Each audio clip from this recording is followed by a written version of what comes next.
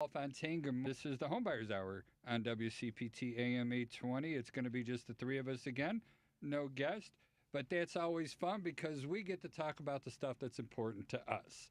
So I like to start off with my favorite attorney with an introduction, and then he's going to talk about what's important to him. Good morning. Good morning. Hey, so our word on the street from our guest booker. I'm just going to say we have a guest booker. Our guest canceled. And speaking of getting canceled, just wait till you hear what I have to say today. Oh, gosh. My name is Patrick Loftus. I'm a real estate lawyer. I own a law firm called Loftus Law. It's very aptly named, I suppose. You can get a hold of me calling and texting. I'm not up on that new technology where you can have a voicemail and then they're in the middle of it, you can just chime in and be like, oh, you're not a robocaller. Hey, actually, let's talk. Charlie was showing that to me this morning. I was like, wow, that's so nice. Anyways, that being said, it's not necessary to know about any of that. All you need to know about is mid 2010s technology, which is to say, find me on social media. You can find me on Instagram, Loftus_law. If you are listening and not watching, Loftus is spelled LOF like Frank, T like Tom, US like Sam, _law. That's on Instagram. On TikTok, which, yeah, that's still 2010s, at Loftus Law. I got there before I had to underscore it. Sounds good. And then my favorite mortgage person is Joey Mathews, the VA loan nerd, and we're gonna have him switch hats a little bit after he introduces himself, and we're gonna go to Joey Nostradamus and have him predict what's going to happen in 2024 because he's always spot on. Hey, I got a reference for you that you'll enjoy. Just given your demographic, we need to get him. Do you remember Johnny Carson? Of course I do. Of course he does. The minor we're gonna what the was mighty it called? Karnak With the hat. Yeah. We need to get Joey one of those hats. God, the Jonik. Man, what was with that hezzy step though? With my favorite mortgage guy. What was that? But since he's really not, since he's not actually on camera, he's just gonna be wearing it in his house. We can Photoshop it. No, I'm gonna start posting a picture of myself on your guys' live stream so people can see what I look like that day and what kind of pajamas I'm wearing. Yeah, you have to put pants on. So Joey, give us an intro, please. Who are you? So, Buddy the Elf. So Joey Mathews, NMLS 1330694. The VA loan nerd over here at Neighborhood Loans. So you can find me all over the interwebs, social media in particular, as at the VA Loan Nerd. You can go to my website, thevaloannerd.com. You can call or text me at 630-235-2405. Joey Stradamus, what's going on in who is 2024? always right, even when he's wrong, is predicting a very busy 24. Right? And that is coming from very short-term anecdotal evidence in my world, where generally we see this hangover from the new year, and people wait until after the Super Bowl to really start getting busy into the home buying activities. But I tell you what, I had 20-something pre-approvals in the first 3 days of last week alone. Nice. I've had more since then, but that was the busiest I've been in that short of a period in about 3 years. Well, 2.5 years. And I always like hearing that, Joey, because when you talk about pre-approvals, that means these people are getting ready to buy, right? Oh, absolutely. But it doesn't mean 20 new contracts. Let's be clear. I mean, no, but they're looking. Given the inventory situation, it could be 20 pre-approvals on the same property. It absolutely can. I'm exaggerating, but I mean, it's but it's true. It's true. I mean, at the end of the day, realtors. I mean, I think the biggest struggle that realtors are going to have this year is convincing sellers to become buyers. Right? You could probably say that over the last 2 years.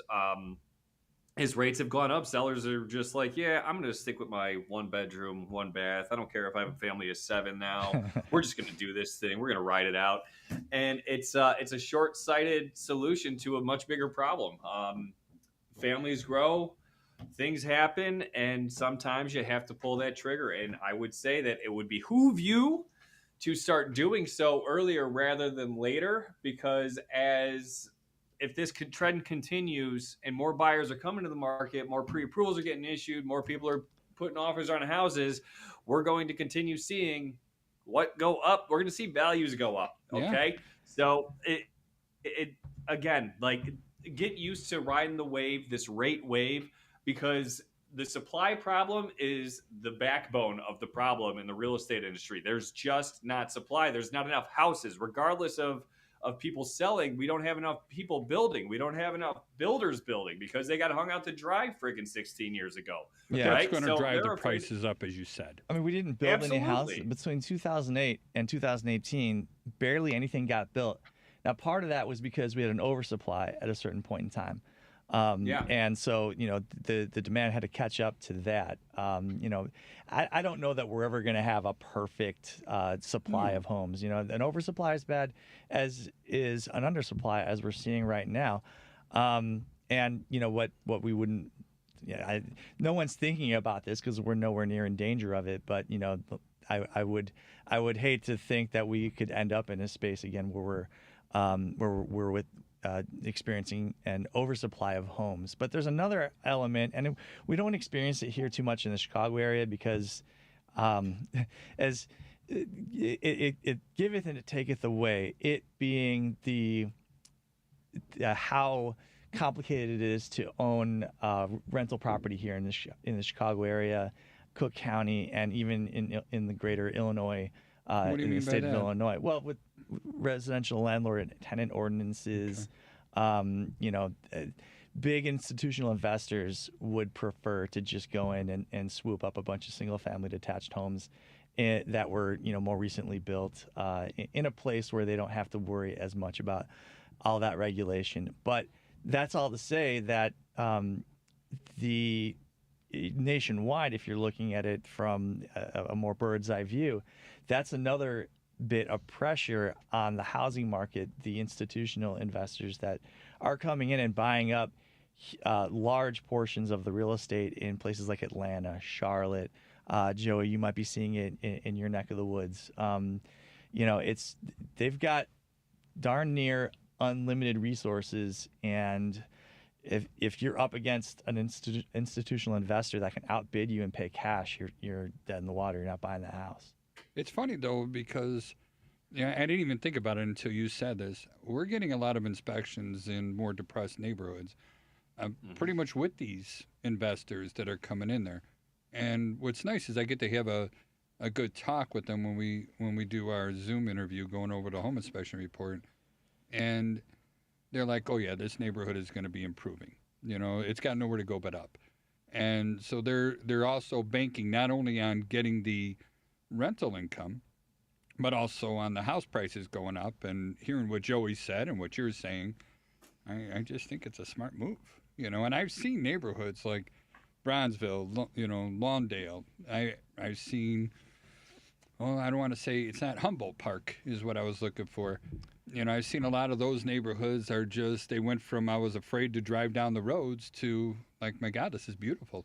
You drive anywhere in Bronzeville and you look at the existing real estate, the buildings there are beautiful. They're gorgeous. Those graystones that they have, they're amazing. There are so many incredible properties. Now, I can't tell you in what condition they are necessarily. So, but assuming that they could be renovated if needed to, just a current modern standard, man, oh man, would you have an absolute gem. And, I think whatever you want to think about any kind of neighborhood, if you drive down the street and you see beautiful homes of a character that you could not build today, and make it economically feasible, as you said, graystones, you can't do that anymore. You couldn't, you could not afford to pay the people who would have to do that construction. No. You couldn't afford to pay them. Yeah, it's so intricate. It's that skill's gone. Now everything is split face blocks, straight up and down, and you want to get unique, you got to go with the energy efficiency homes, which by the way, they're building a lot of those now. They're not even running gas lines, to a lot of houses that they're building nowadays. Yeah, but that's the thing, right? It's what they're finding out, and you're going to see more and more of that. I think is that the natural gas is it's not helping our environment. Just like I think it's something similar to the eventual switch from gasoline vehicles to electric vehicles. You can just make electricity more cleanly than using fossil fuels. I mean, notwithstanding the fact that a lot of electricity is made using fossil fuels, it's just it translates differently. And I'm no expert in those kinds of things, but you are. I mean, I can pretend to be an expert in lots of stuff. But Joe, did you ever get that electric truck? No, I'm waiting for it. I just saw that the reservations that were 100 or so before mine were getting calls, so I should be getting the call. You still excited about that triangle? Where are you? Are you buying a Cybertruck? Dude, am I buying a Cybertruck? There's a bear poop in the woods. Oh my god. Of course I'm getting a Cybertruck. He's excited about it too. Oh my god. I'm turning my Model Y into a rental and leaving it at Sky Harbor. Well, I mean, that a lot of people doing that. We did that when my wife and I went on our honeymoon. What is it, Turo? We used that app. Yeah, that's what I'm putting it on. We rented like a nice newish Acura, which was cool. A lot cheaper than I could have from a car rental place. But I should have got a larger vehicle. Driving over some of the rougher roads in Maui with a newish Audi, I felt a little bad, and I was if I pop a tire here, this is gonna be a nightmare. But it's funny. We went up to Canada, and I also rented an Audi up there, but I didn't do it from a private. It was from the company. No, it was reasonable. Which car rentals aren't always reasonable. No, they get a little bit pricey. The rental we're getting in Turo. Yeah, I mean, Turo, of course. All of these sharing apps kind of it gets a little controversial when you get more of a dense city like Chicago. I know that there were stories about people buying, like a car lot worth of cars to put on Turo and taking up like entire city blocks with the parking, and that was making their neighbors a little aggravated. It would make me aggravated, that's for sure. So Joey, what's going on with our market then? Is the rates you're planning, are you expecting them to be dropping significantly, just a little? Piece of a segue, I love it. Yeah, I'm horrible on segue. It's like, okay, I'm bored talking about rental cars. I want to talk about real estate. Yeah, no, we're really good. So that's part of Charlie's job is primary host. Is keeping the squirrels on track. When are we talking about the Bears? Oh gosh, what are they going to do with Justin Fields? What about the Chicago Bears? More like Chicago Chipmunks. Ouch. Here we go, Christmas story. Anywho, no, so the markets, I know I mentioned this last week, and it's continuing right now. And granted, it's stabilized a little bit. A lot of traders thought prior to last week that the previous 9 weeks that the MBS and bond markets have been oversold. Yeah. I'm sorry, overbought. I disagree. I don't think there's been enough data. Granted, the jobs reports were stronger than we would have. Well, stronger is good for people, but stronger is not good for mortgage guy world. Why is that? Or home buyer world? Because when you have it's showing that there's a resiliency in the economy. Companies are still hiring, all those wonderful things. And I know we got into it a little bit a couple weeks ago, maybe a month ago or so, but more people being able to afford more goods, price of goods go up, CPI, PPI, producer price index, consumer price index, all measurements of inflation. Yeah. Tomorrow we will see inflation data come in the morning. If it comes in light at all, I think that we will see the treasuries get back down to that 3.9, 3.8 area where it was a couple weeks ago before the first of the year. Right now, we're trading above 4% yield still. It's been about a week there, but it's been totally stable. So it's been between 4.0 and 4.1 this entire time. So very flat. But the changes are minor, aren't they? What's that? The changes. So when they're either increasing or decreasing the rates, it's not anything big and drastic, I guess is what I'm asking. Yeah, they're gonna be looking at quarter point reductions of the Fed funds rate. And the thing right now is people think that every time the Fed cuts rates, that rates are going to go down on the mortgage side, and all that fancy stuff. But that's not entirely true because, again, I know I've said it a million times. They're not directly tied in. They're not. That's a common misconception. Trading is also going to be based on what they anticipate happening, right? So when the Fed said they were looking at potentially 3 rate cuts this year, traders went nuts, and they have already priced 3 rate cuts into the markets, right? So that's what they're anticipating. If the Fed decides to only change their pace and they say, hey, we're only going to do 2 at some point, right? Then we're going to see the market be oversold again, or at least a sell-off in the market. Now, I don't want to say oversold, but at least a sell-off in the market again, right? Because now the Fed is changing what they're going to do. So it changes how traders anticipate moves, all right? If they do 4 rate cuts, or they announce that they're going to do 4 rate cuts unexpectedly, then we're going to see significant buying in the market. So we're going to see the bond yields drop, right? We're going to see the MBS markets drop. When MBS mortgage-backed security markets drop, rates go down. Okay. So it's simple, right? It's the most beautifully clear mud in the world. I'll admit I'm confused. Yeah. So I think let me see if I can break it down in a different way, because Joey knows so much about this, and he's feeding us with a fire hose, not to use a pun. Because I was a firefighter, I get it. So look, the Fed's main job is to control inflation, right? And their main instrument for controlling inflation is interest rates. Now they're kind of their only one, isn't it? Yes and no, but that's a different conversation entirely. They've as time went on, they've taken on more and more different things, and no one's really told them that they're not allowed to do any of it. So how do they control inflation? Through interest rates. Why does that work? It's because they're trying to suck money out of the economy. If there's less money in the economy, there's less for us to spend, and we can't overspend on the same goods just because we're trying to outcompete each other. Does that make sense? It does make sense. Thank you. How do they suck money? There's places where it's going to be easier for them to suck money out of the economy than there is other places. And interest rates should make you think about loans, right? Because otherwise, an interest rate, that's the core reason for interest rates existing, is because people borrow and they lend money, and the reason they lend money is that they are paid interest. And you borrow money because you need the money, and you'll pay interest to get it.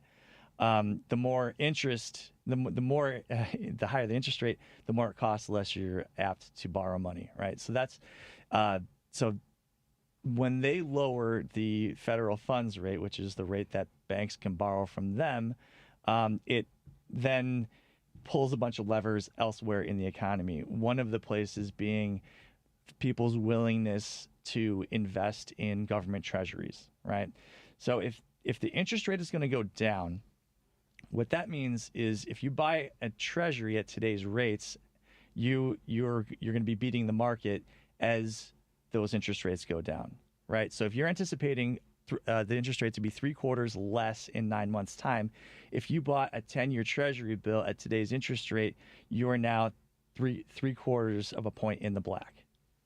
That makes sense? That makes a lot of sense. So why does that matter? It's because that mortgage rates are not directly tied, but they correlate pretty closely with the 10-year treasury and what that rate is. I think what Joey has said, and Joey, correct any of that if I've mischaracterized it.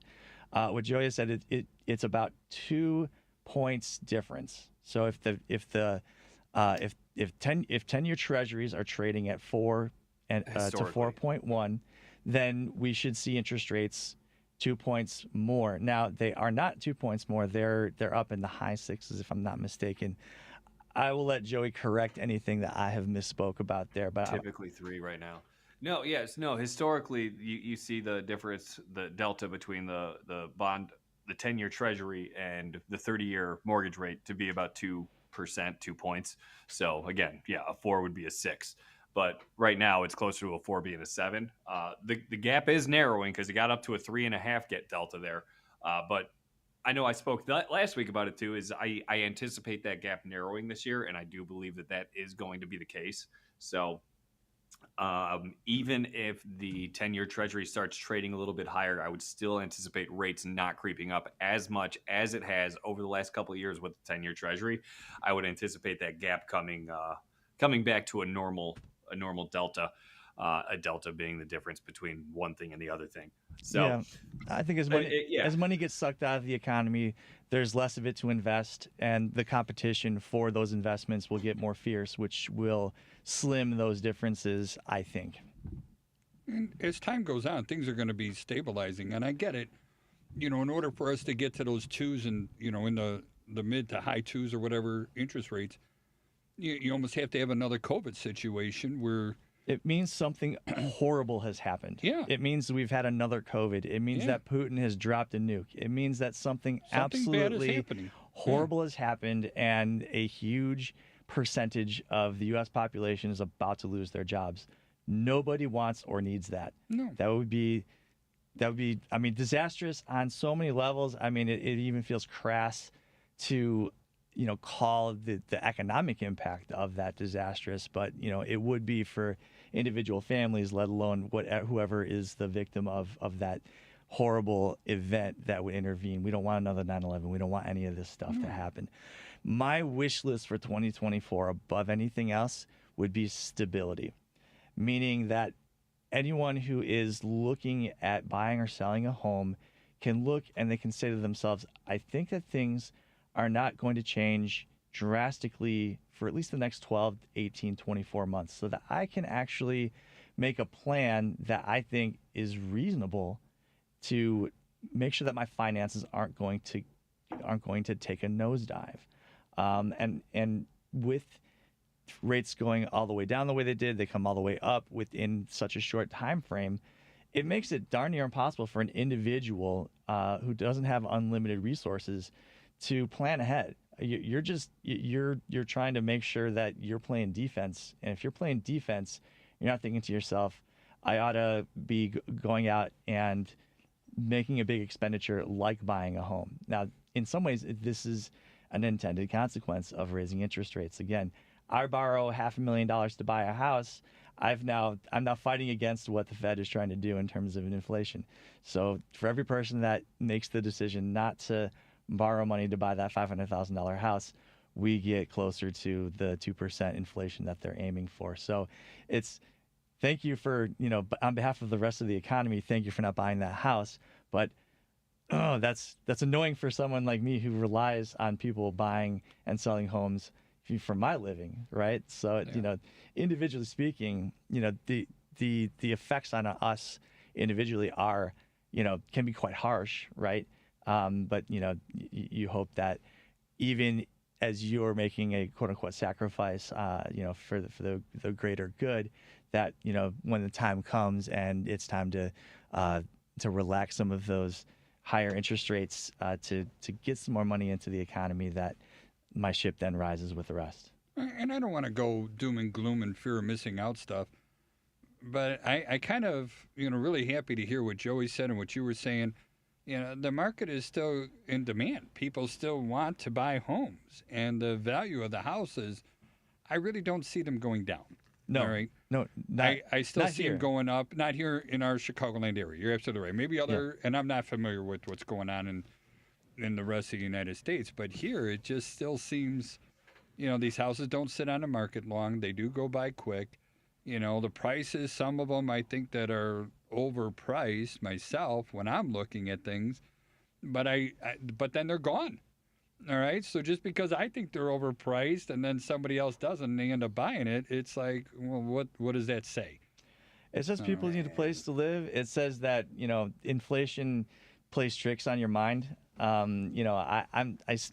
can't tell you how many times I've pulled that old man move over the past few months where it's just like, move. I know you're digging on me right now. I remember when that cost, half as much. I remember when cigarettes were $2.50 a pack. I remember when gasoline was when cigarettes were $2. And you still went over the border to Indiana to buy it because they were 30 cents less. I remember when I'll throw a little plug for the Brat Stop too. I remember when I was able to drink at 18.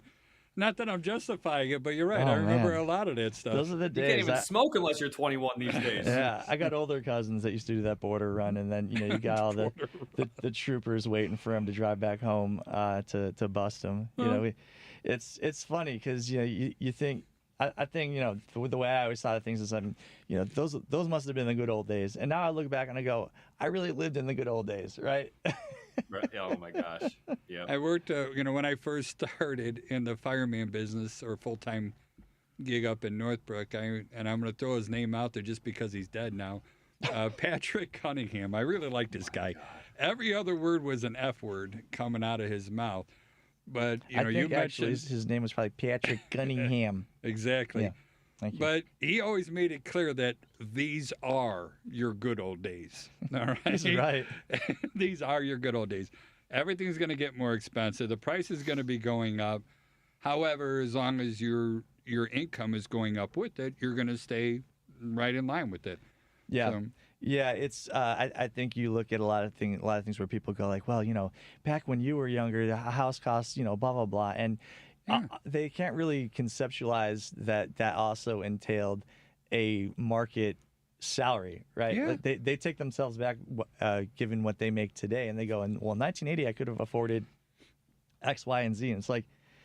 Well, jump in your time machine and do it, man. All right, Marty McFly. I mean, head back there and have at it. Like, come on. Well, what they forget is that, my first job as a paramedic, I made $14,500 a year. Exactly. Well, you should have made $70,000 a year in 1980 as a paramedic and still been able to get that house. Like, come on. Yeah. I should have. I know. This should be a one-way street. Yeah. Let's only do a one-way street from now on. And it should change in whatever direction I'm going. All right, the whole world needs to go around me. That's the most important piece. And let's not forget, like, a TV back in 1980, like a decent TV, which would be appallingly small to anyone living in today's age, would have cost you $3,000, right? Like a CRT, absolute, the one that you need 3 men to lift and move into the other room. Or ladies. Those TVs. He's trying to be politically correct. Well, in 1980, you didn't have to be politically correct. So this was 3 big... I'm sorry, I didn't realize we got in our DeLorean already. 3 big, hairy men who smoked cigarettes, and, the fanciest beer that they had was Heineken.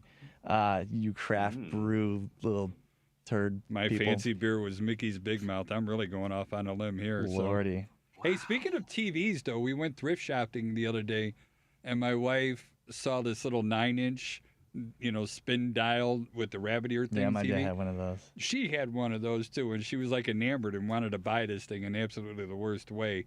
And just remembering how that. But again, I'm digressing. Yeah, for what that TV costs. That's what we do best here. Just to finish the thought, it's like that. So that $3,000 console monster TV, and if you were really fancy, you had a Betamax. It's not a VCR, a Betamax, whatever it was, because Betamax was his own thing. So you're talking $6,000 all in. You could get a 55-inch flat screen OLED for like what, $700 today. So yeah, price has gone down. You kids have it so good. You don't even know how good you got it. I had to rewind my tapes before I returned them to Blockbuster. Yeah. All right. You wanted to. That's why percentages are great. Rather than looking at the dollars and cents, you look at percentages. I'm a huge fan of looking at debt ratios and how those have remained consistent over time. Well, let's talk about that, because before we do that, I want to go around the horn one more time. I'm sorry to interrupt you. It's commercial break time. Here we go. So I know, Patrick, give us the rundown, please. My name's Patrick Loftus. I'm a real estate lawyer with Loftus Law. Find me on Instagram at Loftus_Law. Find me on TikTok. Do you ever Googled my business anywhere? Loftus Law. You can, if you know where. I wonder how you would find something on Google. Maybe, I don't know. Go Google it. Behave. No, I will not. Follow me, DM me. You'll be the first one, to actually do that. All right, enough of him. Joey, please.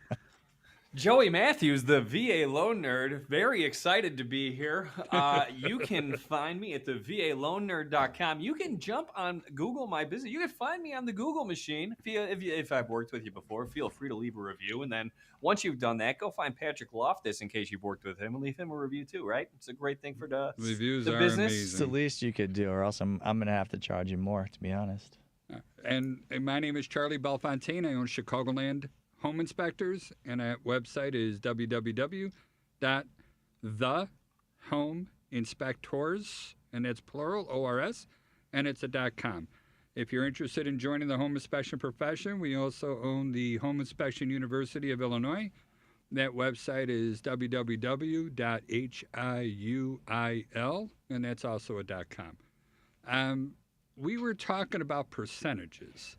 Yeah, what I wanted to ask Joey is, so, I think it's a really underappreciated skill to be able to kind of think both on the level of percentages as well as dollars and cents, because I think it really is hard to maneuver between the two. Often I find that when we're talking percentages, and this is usually relative to a property tax credit, you can get into a dogfight with the other side when you're talking percentages, but when I actually take the time and calculate it out, we're talking a couple $100 either way. You go, okay, let's find some compromise here, because we're really spinning Let's our put our wheels. logic pants on. Right, exactly. But I think that what you're suggesting, and I think that you're right about it, is that there's also a lot of value to evaluating things percentage-wise. Can you elaborate on that?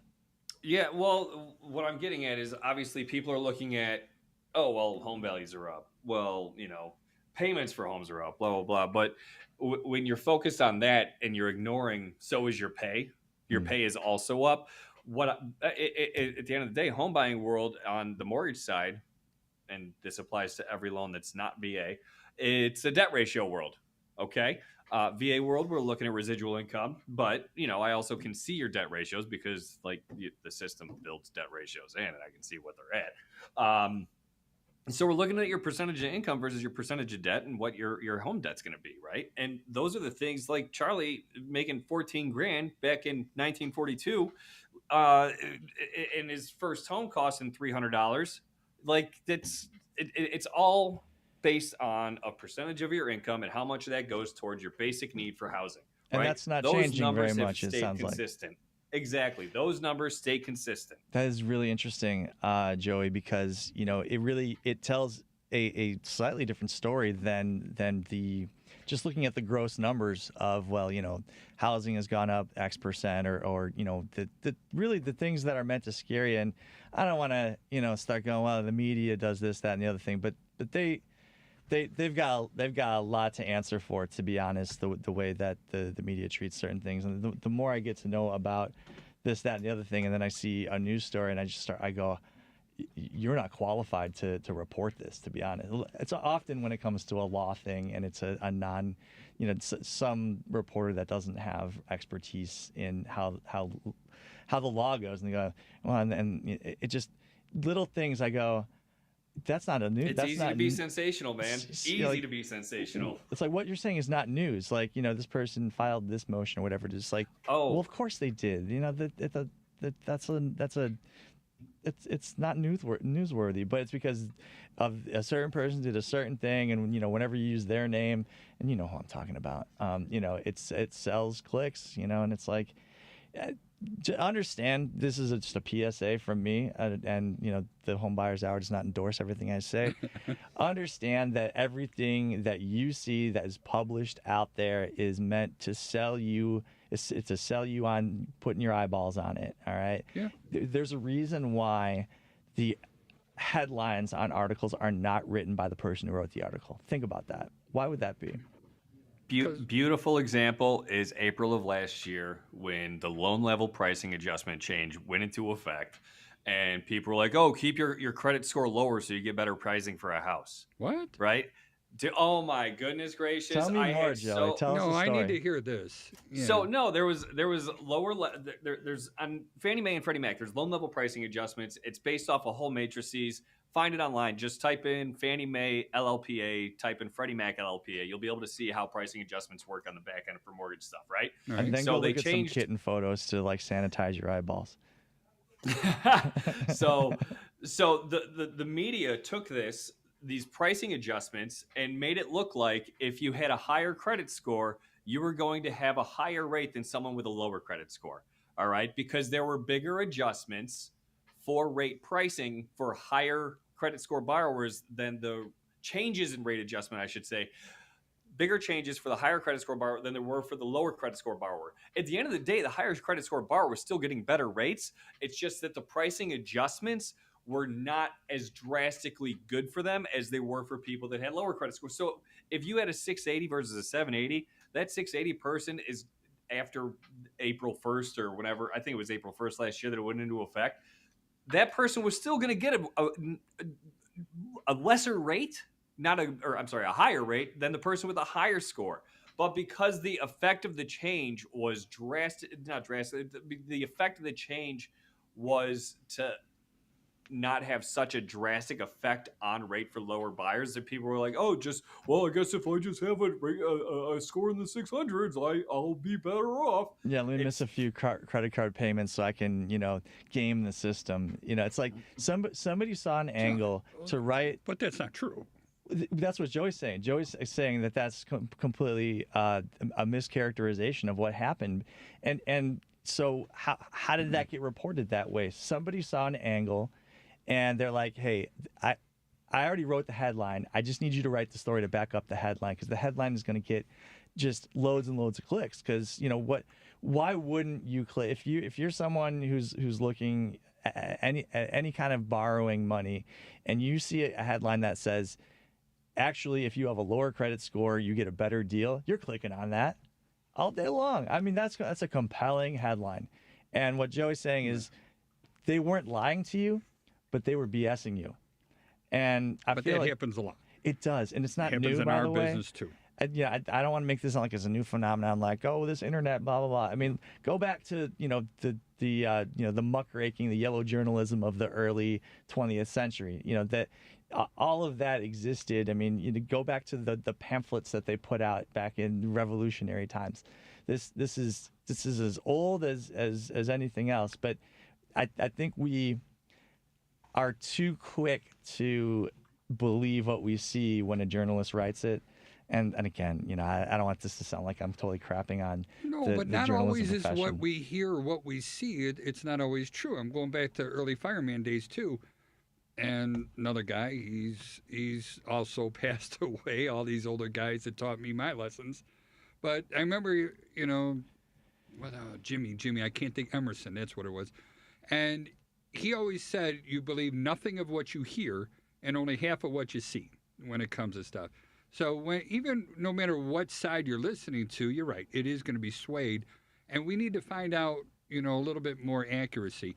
And I am going to turn this back towards the real estate business, because Joey was bringing up reviews before.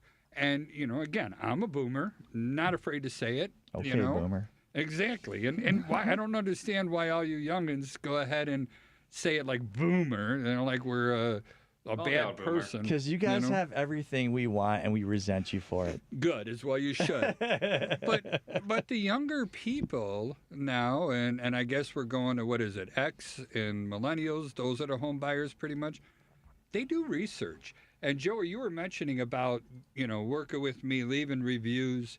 I mean, that's a big deal to me. All right, is going ahead and getting clients to judge us. Mm-hmm. All right, is what I like to do. And we actually, and I'm curious on you two, in our company, we actually give a discount for somebody to take a picture of our inspectors doing the inspection and post that picture to Google, Yelp, or Facebook. All right, it's a little bit of a workaround because, all the social media or social proof sites, they do not let you give a discount for an agreement for somebody to leave a review. All right, which I think is kind of dumb. If I come back and I say I give you a discount in advance saying I want you to judge me at the end, I'm not really putting any pressure on you. At least I don't see it that way. But nonetheless, I want to plant a seed because I think that's going to motivate me. If I know you, Patrick, are going to leave a review, I'm going to work my ass off, you know. And I'm sorry to our producer if I can't use that word. Obviously, he gave me the thumbs up. All right, so A2S. It's okay because it's your ass. Oh, I guess so. You know, Devin's got. I mean, you guys jump in, Joey. I want to hear. What are you doing to get people, to judge your workers? Not nearly enough. How about that? Not nearly enough. I know that my company sends out their experience.com survey after it's done, and I literally just attached all of my business profiles, Facebook, wherever I can get reviews. I've attached that to my experience.com thing. So hopefully that does something for me. That'd be great. I give our inspectors a bonus too. They'll make an extra amount of money, and it's usually like $50. It's not a lot. So they'll get $50 if their client leaves a review. I honestly don't care if it's a 1-star or 5-star. That's not true. I do care. But, we're going to give that discount if somebody is motivated enough to leave a review.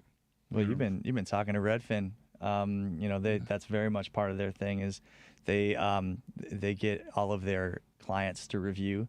And not just their agents, but also the vendors. It's true. You, me. It's true. Yeah. Yep. Whenever I have a Redfin buyer, at the closing, I'm always like, look, you're going to get asked to review your agent.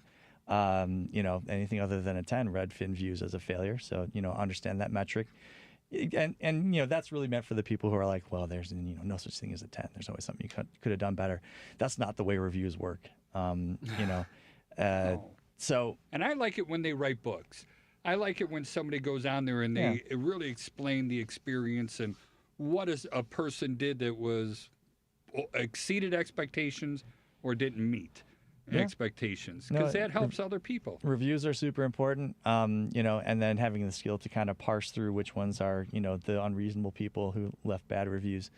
Now, as far as my business, reviews are important. I think anyone doing business in 2024 should not be ignoring the idea that they're going to get reviewed online, and that is going to inform future consumers as to whether you're a good fit for them or you're good or bad at what you do. I have some overlays as far as my freedom to kind of induce people to interview. The ethics of lawyer marketing, advertising. We've got some additional rules. So I think I would be stepping over the line if I said, I'm going to, give you some sort of incentive to review me. I think I could ultimately get reported for that and have a consequence on my law license. So I'm reluctant to do that. But what I have found as far as like trying to get people to review more, I found that a personal request from me is far more effective than really any other way of asking for that review. So anytime there's like an automated, hey, can you give us some time? Like, when I go to the doctor, 2 days later, I'll get a text message from Northwestern. I'm not doing that. I'm not going to do it. And that's just one example. I don't want to single out Northwestern. Like that's the only. But a lot of companies are using these third-party systems to, send you. Were you happy? No. Okay, tell us why you're happy. We'll tell the owner. Were you happy? Yes. Okay, then go to this site and leave a review. Yeah. And all they're doing is filtering, and that too is not correct. In a big company like that, let's be clear, that makes more sense than my doctor's not going to text me and be like, hey, what'd you think? Can you rate me 1 through 5? That would be hilarious. And I would wonder if everything was okay with him. Yeah. But it's they're really banking on, if every day we see 25,000 patients, if the 1% of them rate us, we're killing it. For me, I don't have that kind of scale to depend on. So if I handle 100 approximately a year, that's if only one of them reviews me, that's a fail. So those, if you want to talk percentages, like Joey suggested that we should look at things that way instead of necessarily the gross numbers, then okay, that's I have to take a different approach than Northwestern Medicine, for so many reasons. But yeah, that personal approach where I'm like, hey, for what it's worth, it's really valuable to my business to have people review me. Here's the link to do that. I really try to do that every time. I've found that when my paralegal does the same thing, it doesn't have the same effect. Really? Yeah, I mean, he's not the one developing the personal relationship with them. Yeah, there's the key right there. Is who's developing the relationship, and how do you value that, and what are you willing to do? Yeah, so I've taken that part of the process back from him, which is the opposite of what my intention is, which is to put more of the process on my paralegal, so I can be working in my business, on my business instead of in my business.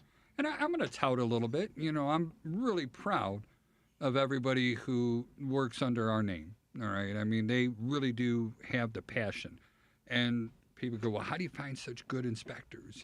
Where they're all so smart and everything else. And I explained to them, I said, I don't really care about what they know as far as when they're entering the business. All I really do care about is your passion to help another human being. And that's it. And nobody's going to come into this business knowing everything. No. All right, but I can give them that knowledge. Did you know that I could do? Charlie, did you know that neither me or Joey knows everything yet? I did know everything when I was 18. All right, but then the older I got, those were the days. Man, I was so smart. Tell you what. The older I get, the dumber I get. If I could just be as dumb as I was when I was 18, I'd be killing it out there. I really would. Because you knew everything. I'd have no sense of the dangers of doing things. I would just do things. And, I would suffer consequences, but some of them would be good. I'd probably put another car into a tree. Yes, I said another. That's grim. That's so grim. I didn't do it on purpose. I'm like, I would be wildly successful. Charlie's like, I would put a car into a tree. I was nuts. I was just dumb. I'm going to send that clip to a shrink and see what they think about our, underlying motivations for that. They will go ahead and want to get me in their office 5 days a week for 6 hours a day. They may be making a killing off of my little pea brain. I think if I sent them the link to my Instagram, I'd be involuntarily committed. So Joey and Patrick, do you think that's immoral of me? And I want honest opinion here, because I tell my clients this too. This $50 discount is really a bunch of malarkey. And yeah, go ahead, hit that. There's the flag. That's a bunch of malarkey. There it is. And then, but it is. I raised the price $50 so I could give a $50 discount. But the only thing is, I just want my clients to know that we're making ourselves vulnerable. I am confident in our people. I'm confident in the process that they do and the passion that they have to help the other person. And because of which we go way overboard for our clients. I know we do more than everyone else, and it's not just a commercial. It is what it is. So because of which I could roll the dice and tell people to, go ahead and please judge us when everything's done. I don't want to put any duress on anyone, right? I'm not tit for tat. You got to be positive and just tell the truth. We want to earn it, And if you really think about it, the best way to motivate somebody is through fear or anger. If you ever really make somebody angry, they're going to want to take action, all right? So if we did a bad job, we would have a bunch of one-star reviews up in there. And it's funny because I just had breakfast with another home inspection company, a bigger company than mine, and he was sharing with us that, his highest paid employee in the company is the one that takes the complaint calls. And I'm like, I'm listening to this. Yeah, girls the most stressed. Good for them. I'm listening to this, and then I'm like, I don't get really that many complaint calls. I mean, we get them. Don't get me wrong. We're not perfect. But if it's like 2 a year, that's a lot, and I'm able to deal with that personally. Yeah, you don't have enough to employ someone as like the point person for all problems. We're not perfect, I don't judge people by mistakes that they make. I judge people on how they handle those mistakes, and that to me is, if you do that, Curry Ford. So you got to be careful there, Joey. Look, you can. Obviously, I was a little angry when I bought that truck. And you can also get blamed for something that wasn't your fault. I mean, a problem in the eyes of somebody else. If they're seeking a place to place blame, it may land on you, even if it's not your fault. And fine, fair enough. I mean, that still is a problem, but that's inevitable. That someone's not going to see things the same way you do, especially if they're if they lack the self-awareness to actually see what their role in was in creating whatever problem they currently have, or maybe there is someone else to blame, but they're just more difficult to blame. I mean, you asked a question whether the scheme that you described is fair. I don't want you to use the word scheme. That sounds so negative. Well, so I'm using it in the British English sense that scheme is a much more agnostic word as opposed to a pejorative. Look at me using big words. So such an attorney. I know, I can't help it. So, all right, if I'm going to be brutally honest with you, I mean, look, one could look at that and say that $50 is going to motivate somebody to feel some kind of way about that. Now they owe you something, right? Whether or not they actually do, it's created a situation where they may feel like, that situation does exist. I'm not suggesting that that's the case. I'm just saying, if we're just going to talk theoretically about it. That said, I don't, you've talked about having this be the arrangement, your business strategy, for a long time. I've never felt like, oh, Charlie, I can't believe you're doing that. I think it's fine. I mean, like you said, you're not writing the reviews for these people. No one has to write a tome. Like if I got to the end and I felt like, well, for $50, I'm not going to ding you. I would just, hit 5 and, write nothing or write, it was fine. Yeah, I'm bored. Boom. And it sounds to me like you're not getting a lot of that. So, as far as signals being sent that there's something rotten about this, it doesn't sound to me like it's anything other than, hey, you may not have thought to write a review. Let me give you an incentive to write an honest review. So time always goes really fast on us right here. We are running short.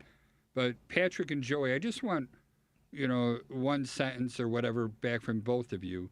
If somebody were to leave a review about a real estate attorney, about a mortgage broker, what would be an idea, a thought, something else that would be very important to you to be said of a quality attorney or a quality mortgage broker?